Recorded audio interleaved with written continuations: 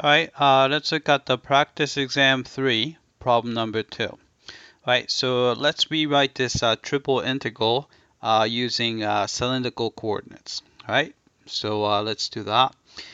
All right, so first, integrand. Remember that the x squared plus y squared is equal to r squared. So if you have a 9 minus x squared minus y squared, so this is going to be simply 9 minus quantity x squared plus y squared, right? Which means that we can write it as a 9 minus r squared, right? So on the bottom, you will have 9 minus r squared, right? So there's a 2 on top. And actually, the volume element in cylindrical coordinate is r, dr, dz, d theta, dz. Right? So we got that. All right. So here, z is going from 0 to 9 minus x squared minus y squared. So that's, again, 9 minus r squared. So the z part is pretty simple. All right. Then here, y is going from 0 to square root of 9 minus x squared. So that's going to be, so if you sketch the picture on the xy plane, so you have, here's the x-axis, here is the y-axis. All right, so y equals 0 is the x-axis, so that's easy enough. And then you have 9 square root of 9 minus x squared. That's the semicircle, top semicircle with the radius 3, right? So you're going to have this region right here. All right, so radius is 3. Right, so this is the equation, right? It's y equals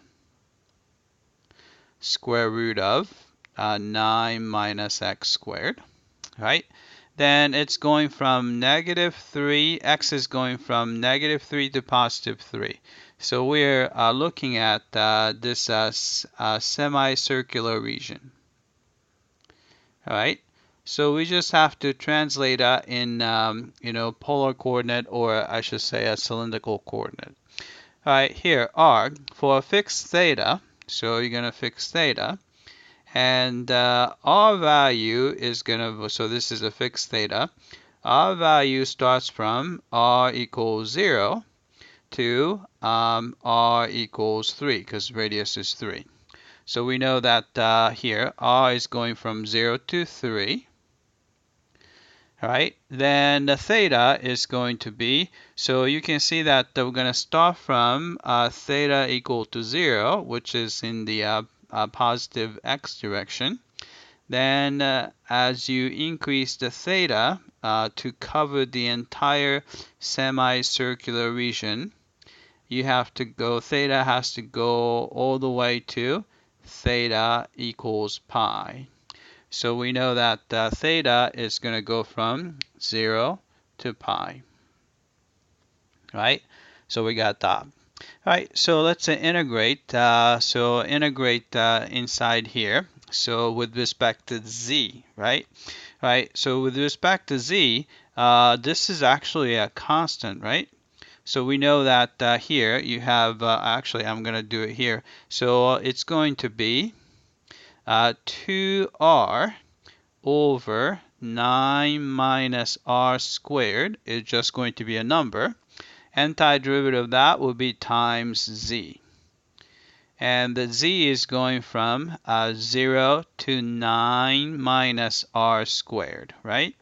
So this is going to be, if you plug it in, so you can cancel out. So you're going to have a 2r minus, if you plug in 0, it's 0. All right, so you actually get only 2r here, right?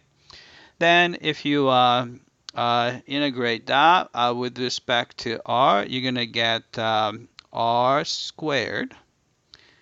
You're going from 0 to 3, right? Then we still have to do the 0 to pi with respect to theta. All right, so this is going to be, so plugging 3 squared would be 9 minus 0, so you have a 9. And the integral from 0 to pi d theta, right? And this is going to be, right, 9 theta, so that's the antiderivative from 0 to pi. So therefore, you have 9 pi minus 0.